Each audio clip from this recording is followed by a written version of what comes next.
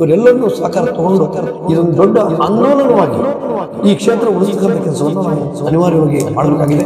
ಇದರ ಮೂಲಕ ಈ ಕ್ಷೇತ್ರ ಮತ್ತೆ ಪುನರ್ ನಿರ್ಮಾಣ ಆಗಬೇಕು.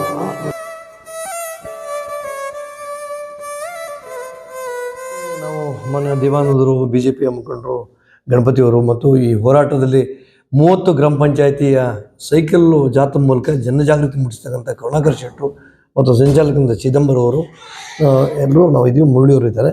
ಬರೀ ಸೊ ಇದ್ರ ಉದ್ದೇಶ ಅಂದರೆ ಹೊಸನಗರ ಕ್ಷೇತ್ರ ಹಿಂದೆ ಇತ್ತು. 2008 ನಂತರದಲ್ಲಿ ಈ ಕ್ಷೇತ್ರ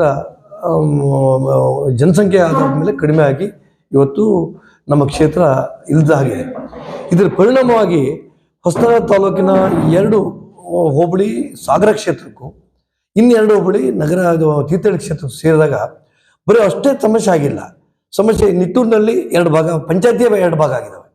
ಅದೇ ಥರ ಇಲ್ಲಿ ಜಯನಗರ ಮೇಲಿನ ಬಸ್ಗೆ 2 ಭಾಗ ಆಗಿದೆ, 2 ಭಾಗ ಇದೆ. ಪಂಚಾಯತಿಗಳು ಸಹ ಡಿವೈಡ್ ಆಗ್ತಾ ಹೋಗಿದ್ದಾವೆ. ಈ ರೀತಿಯಿಂದ ಈ 5 ಮುಳುಗಡೆ ಆಗಿರ್ತಕ್ಕಂಥ ಈ ಪ್ರದೇಶದಲ್ಲಿ ಒಂದು ವಿಧಾನಸಭಾ ಕ್ಷೇತ್ರ ಇಲ್ಲ ಅಂದಾಗ ಇದರ ಅಭಿವೃದ್ಧಿ ಕುಂಠಿತಗೊಳ್ತದೆ. ಮತ್ತು ಇದರ ಯಾರನ್ನು ಎಲ್ಲೋ ಕೇಳಬೇಕು ಅನ್ನೋದು ನಮಗೆ ಅರ್ಥ ಆಗೋದಿಲ್ಲ. ತಾಲೂಕ್ ಪಂಚಾಯತಿ ಒಂದು ಯೂನಿಟ್ ಆಗಿದೆ, ಜಿಲ್ಲಾ ಪಂಚಾಯತಿಗೂ ಸಮಸ್ಯೆ ಆಗ್ತದೆ, ಜಿಲ್ಲಾ ಪಂಚಾಯತ್ ಡಿವೈಡ್ ಆಗ್ತದೆ. ಈ ಎಲ್ಲ ಆಧಾರದ ಮೇಲೆ ನಮ್ಮ ಕ್ಷೇತ್ರ ಪುನಃಸ್ಥಾಪಿಸಬೇಕು ಅನ್ನೋ ಉದ್ದೇಶದಿಂದ ಇವತ್ತು ನಾವೆಲ್ಲರೂ ಪಕ್ಷಾತೀತವಾಗಿ ಸ್ವಾಮೀಜಿಗಳ ನೇತೃತ್ವದಲ್ಲಿ ನಾವೊಂದು ಹೋರಾಟ ಮಾಡಿ ಹೊಸನಗರದಿಂದ ಮತ್ತು ಶಿವಮೊಗ್ಗದವರೆಗೆ ಒಂದು ಜಾಥಾ ಪಾದಯಾತ್ರೆ ಹೋಗಿ ಸರ್ಕಾರಕ್ಕೆ ಮತ್ತು ಕೇಂದ್ರ ಸರ್ಕಾರಕ್ಕೆ ಅವರಿಗೆ ಗಮನ ಹರಿಸ್ತಕ್ಕಂಥ ಕೆಲಸ ನಾವು ಮಾಡಬೇಕಾಗಿದೆ. ಅದಕ್ಕೆ ಹಿರಿಯರಾಗಿದ್ದ ಸ್ವಾಮಿರಾವ್ ಸಹ ಧ್ವನಿ ಎತ್ತಿದ್ದಾರೆ. ಮತ್ತು ನಮ್ಮ ಆರ್ಗ ಜ್ಞಾನೇಂದ್ರ ಸಹ ಇದರ ಪರವಾಗಿ ಮನೆ ಧ್ವನಿ ಎತ್ತಿದ್ದಾರೆ. ಅದೇ ರೀತಿ ನಮ್ಮ ಗೋಪಾಲಕೃಷ್ಣ, ನಮ್ಮ ಸಾಗರ ಕ್ಷೇತ್ರದ ಶಾಸಕರಾಗಿದ್ದ ಗೋಪಾಲಕೃಷ್ಣರು ಸಹ ಇದ್ರ ಬಗ್ಗೆ ಧ್ವನಿ ಎತ್ತಿದ್ದಾರೆ. ಜೊತೆಗೆ ಇವತ್ತು ನಾನು ಪಾರ್ಲಿಮೆಂಟು ರಾಘವೇಂದ್ರ ಅವ್ರಿಗೂ ಸಹ ನಾನು ಮಾತಾಡಿದೆ, ತಮ್ಮ ಬೆಂಬಲ ಬೇಕು ಅನ್ನೋ ವಿಚಾರನ ಹೇಳಿದೆ. ಇಲ್ಲ, ಭಾಳ ಒಳ್ಳೆಯ ಕೆಲಸ ನೀವು ಮಾಡ್ತದ್ದು, ನನ್ನ ಬೆಂಬಲನೂ ಸಹ ಇದೆ ಅನ್ನೋ ಮಾತನ್ನು ಪಾರ್ಲಿಮೆಂಟ್ ಸದಸ್ಯರಾಗಿದ್ದ ರಾಘವೇಂದ್ರ ಸಹ ಅವ್ರು ಸೂಚನೆ ಮಾಡಿದ್ದಾರೆ. ಮತ್ತು ಕಿಮ್ಮನೆಯವರು ಅವರು ನಾಳೆ ಬರ್ತಾರೆ. ನಾಳೆ ಅವರಿಗೆ ಒಂದು ಬನ್ನಿ ಅಂತ ಹೇಳಿದ್ದೀನಿ. ನಾಳೆ ನಮ್ಮ ಮೇಲೆ ಗೋಪಾಲಕೃಷ್ಣ ಅವರು ಬರ್ತಾರೆ. ನಮಗೆ ಜ್ಞಾನೇಂದ್ರ ಅವರಿಗೆ ಒಂದು ಇತಿಹಾಸದ ನಗರ ಇದು. ಕೆಳದಿಯ ಶಿವಪ್ಪ ನಾಯಕ ಆಳದಂತಹ ಒಂದು ತಾಲೂಕಿದು. ಇವತ್ತು ನಮ್ಮನ್ನು ಬೇರೆಯವರು ಆಳಂತ ಕಾಲ ಬಂದ್ಬಿಟ್ಟಿದೆ. ಇದು ಬಹಳ ದುರ್ದೈವದ ಸಂಗತಿ. ಇತಿಹಾಸದಲ್ಲಿ ಸಮಾಜಕ್ಕೆ, ರಾಜ್ಯಕ್ಕೆ ತನ್ನದೇ ಆದಂಥ ಕೊಡುಗೆಯನ್ನು ಕೊಟ್ಟು ಅನೇಕ ಡ್ಯಾಮ್ಗಳನ್ನು, ಅದರ ರಾಜ್ಯಕ್ಕೆ ಬೆಳಕು ಕೊಡೋ ದೃಷ್ಟಿಯಲ್ಲಿ ಡ್ಯಾಮ್ಗಳನ್ನು ಕಟ್ಟೋದ್ರ ಮೂಲಕ ಇಲ್ಲಿ ಹೊಸನಗರ ಮುಳುಗಡೆ ಆಯಿತು. ಪರಿಣಾಮ ಇಲ್ಲಿಯ ಜನ ಅನೇಕರು ವಲಸೆ ಹೋದರು. ಅದು ಇವತ್ತು ತೀರ್ಥಹಳ್ಳಿ, ಭದ್ರಾವತಿ, ಶಿವಮೊಗ್ಗ ಗ್ರಾಮಾಂತರ, ಸಾಗರ ರೂರಲ್ ಎಲ್ಲಿ ಹೋದ್ರು ಕೂಡ ಹೊಸನಗರದ ಮೂಲ ನಿವಾಸಿಗಳನ್ನ ನಾವು ಕಾಣಬಹುದು.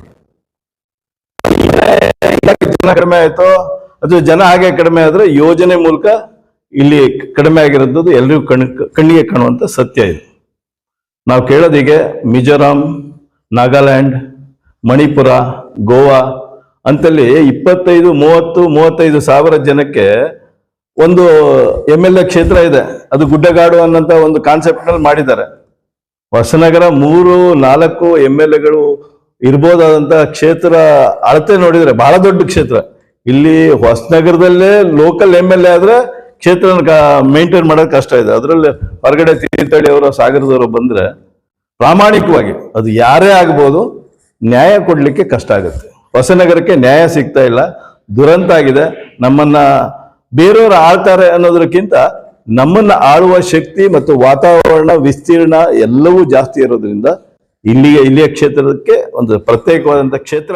ಏನಾದ್ರು ನಾವು ಮುಂದೆ ನಮ್ಮ ಮಕ್ಕಳು, ಕುಟುಂಬಗಳು ಎಲ್ಲ ಸಮಾಜಕ್ಕೂ ಅನುಕೂಲ ಆಗಬೇಕು ಅಂತಾದ್ರೆ ಈ ಕ್ಷೇತ್ರ ಆಗ್ಲೇಬೇಕು. ಇದಕ್ಕೆ ಪಕ್ಷಾತೀತವಾಗಿ, ಜಾತ್ಯತೀತವಾಗಿ ನಾವೆಲ್ಲರೂ ಒಂದಾಗಿ ಎಲ್ಲೂ ರಾಜಕೀಯ ಬರದ ರೀತಿಯಲ್ಲಿ ಈ ಹೋರಾಟವನ್ನ ಜಯಗಳಿಸಬೇಕು. ಅದಕ್ಕೆ ಯಾರನ್ನ ಹಿಡಿಬೇಕು, ಏನೇನ್ ಮಾಡ್ಬೇಕು, ಅಮೆಂಡ್ಮೆಂಟ್ ಕೇಂದ್ರದಲ್ಲಿ ಏನಾಗಬೇಕು, ರಾಜ್ಯದಲ್ಲಿ ಏನಾಗಬೇಕು, ಅದನ್ನ ಅಷ್ಟನ್ನು ಒಟ್ಟಾಗಿ ಮಾಡಿ ಯಶಸ್ವಿಯಾಗಿ ಹೊಸನಗರ ಕ್ಷೇತ್ರ ಆಗಿ ಮತ್ತೊಮ್ಮೆ ಹೊಸನಗರ ವಿಜೃಂಭಿಸಲಿ ಅಂತ ಹೇಳ್ತಾ, ಎಲ್ಲರೂ ಹೇಳಿರ್ತಕ್ಕಂಥ ರೀತಿಯಲ್ಲಿ ಕ್ಷೇತ್ರ ಪುನರ್ಸ್ಥಾಪನೆ ಆಗ್ಬೇಕು. ಕ್ಷೇತ್ರ ಪುನರ್ಸ್ಥಾಪನೆ ಆಗ್ಬೇಕಂದ್ರೆ ಒಂದೊಂದು ಹೋರಾಟಗಳಿಂದ ಯಾವುದೂ ನಡೆದಿಲ್ಲ. ಈ ಹಿಂದೆ 7-8 ಹೋರಾಟಗಳು ನಡೆದಿದ್ದಾವೆ. ಅದರ ಅದಕ್ಕೆ ತಾಕೊಂಡಾಗೆ ಈಗ ಮತ್ತೊಂದು ಹೋರಾಟವನ್ನ ಎಲ್ಲ ಪಕ್ಷದವರು, ಎಲ್ಲ ಧರ್ಮದವರು, ಎಲ್ಲ ಜಾತಿಯವರು ಸೇರ್ಕೊಂಡು ಮಾಡ್ತಿದ್ದಾರೆ. ನಾಳೆ 11 ಗಂಟೆಗೆ ಪೂರ್ವಭಾವಿ ಸಭೆ ಮೂಲೆಗದ್ದೆ ಸ್ವಾಮಿಗಳ ನೇತೃತ್ವದಲ್ಲಿ ನಡೀತದೆ. ಈ ಸಭೆಗೆ ಜಾತಿ, ಧರ್ಮ, ಪಕ್ಷ ಭೇದ ಮರೆತು ತಾಲೂಕಿನಲ್ಲಿರ್ತಕ್ಕಂಥ ಎಲ್ಲ ಸಂಘ ಸಂಸ್ಥೆ ಮುಖಂಡರು, ಎಲ್ಲ ಜಾತಿಯ ಮುಖಂಡರು, ಎಲ್ಲ ಧರ್ಮದ ಮುಖಂಡರುಗಳು ಬಂದು ಭಾಗವಹಿಸಿ ತಮ್ಮ ಅನಿಸಿಕೆಗಳನ್ನು ಹೇಳಿದಾಗ ಮಾತ್ರ ನಮಗೆ ಕ್ಷೇತ್ರ ಯಾಕೆ ಬೇಕು ಅನ್ನೋದು ಗೊತ್ತಾಗ್ತದೆ. ಕ್ಷೇತ್ರ ಇಲ್ಲಿದ್ದಾಗ ನಾವೇನೇನು ನರಕ ಯಾತನೆಯನ್ನ ನಮ್ಮ ತಾಲೂಕಿನ ಜನ ಅನುಭವಿಸಿದ್ದಾರೆ ಅನ್ನೋದು ಅದು ನಾಳೆ ಸಭೆಯಲ್ಲಿ ಗೊತ್ತಾಗ್ತದೆ. ನಾಳೆ ಅದನ್ನ ಚರ್ಚೆ ಮಾಡಿ ಯಾವ ದಿನಾಂಕ, ಎಷ್ಟು ದಿವಸ ಎಲ್ಲವೂ ನಾಳೆ ಚರ್ಚೆ ಮಾಡಿ ಅದನ್ನ ಫೈನಲ್ ಮಾಡ್ತಕ್ಕಂಥ ಕೆಲಸವನ್ನ ನಾವೆಲ್ಲ ಮುಖಂಡರುಗಳು ಸೇರಿ ಸ್ವಾಮೀಜಿಗಳ ಸಾನ್ನಿಧ್ಯದಲ್ಲಿ ಮತ್ತು ಅವರ ನೇತೃತ್ವದಲ್ಲಿ ಮಾಡ್ತೇವೆ. ಸ್ವಾಮೀಜಿಯವರು ಬೆಳಿಗ್ಗೆ 11 ಗಂಟೆಗೆ ಇಲ್ಲಿಗೆ ಹಾಜರಾಗ್ತಾರೆ. ದಯವಿಟ್ಟು ನಮ್ಮ ಹೊಸನಗರ ಸಮಸ್ತ ನಮ್ಮ ನಾಗರಿಕರು ಬಂದು ಇದಕ್ಕೆ ಸಹಕಾರ ಕೊಟ್ಟು ಸಲಹೆಗಳನ್ನು ಕೊಟ್ಟು ಯಾವ ರೀತಿ ನಾವು ಈ ಕಾರ್ಯರೂಪ ಮಾಡಬೇಕು ಅನ್ನೋದನ್ನ ಸಲಹೆ ಕೊಡಬೇಕು ಅನ್ನೋ ಮನವಿಯನ್ನು ಮಾಡಬೇಕು ಅಂತ ಹೇಳ್ಕೊಂಡು ನಾವು ಪತ್ರಿಕಾಗೋಷ್ಠಿಯನ್ನು ಮಾಡ್ತಾ ಇದ್ದೀವಿ. ವಂದನೆಗಳು.